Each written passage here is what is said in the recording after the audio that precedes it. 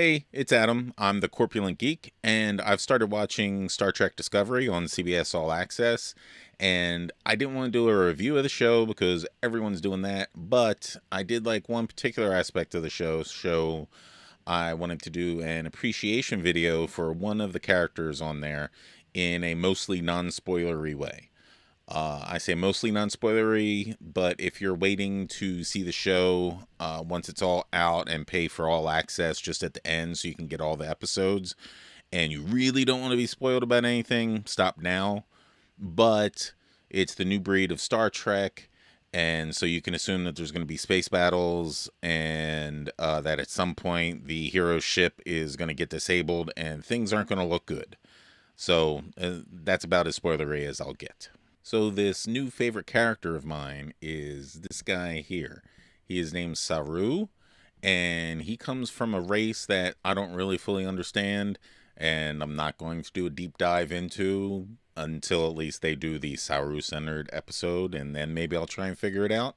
But essentially, his whole race was evolved as a livestock species, so somehow they have some kind of weird sixth sense when it comes to danger, and specifically they can sense death when it comes. What I do know is that he gets these cool tendrils that come out of the back of his neck that he seems a little ashamed of a little bit when they come out, and that's a cool effect. And don't worry, I am a nitpicker with the best of them, and so I don't understand how whole species can evolve with the sensing death thing, but whatever, I'm willing to let that go. Hi. Can you tell the little shot transition that happened right there? We had a muck up with the lights and everything. It was great. So, where was I? Oh yeah, talking about Saru, my new favorite character. He's so very cool. Hold on, I want to show you this cool shot. All right, there we go. Look, it's him and his little sister, and they're playing on the bridge. Isn't that cute?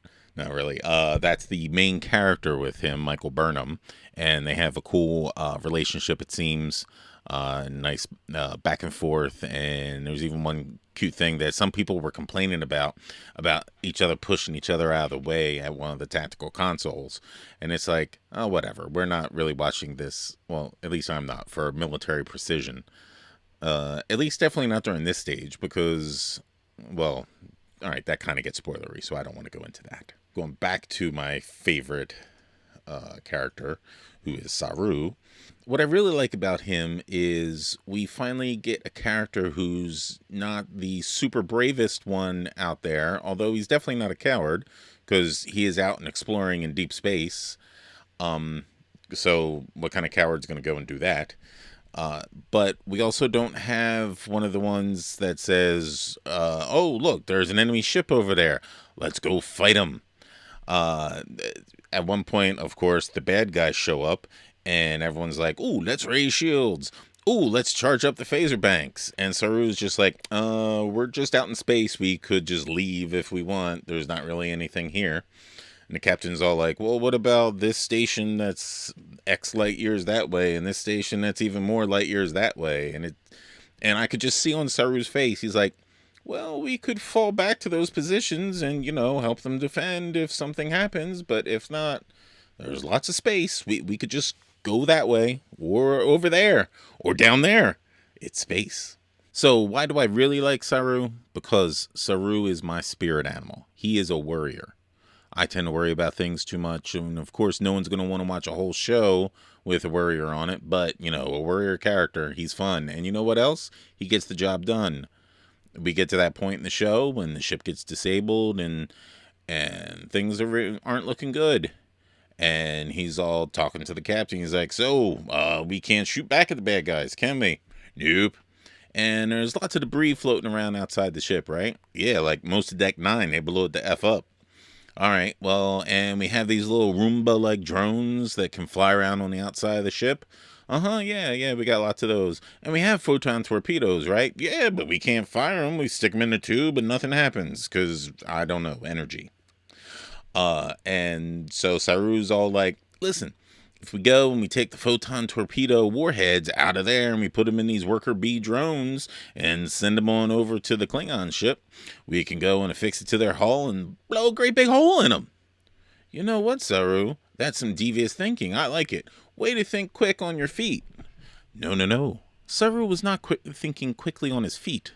Saru had that plan ever since the first time he ever heard about Klingons and or photon torpedo warheads and how you could remove them and put them into smaller things and sneak them somewhere to blow something up.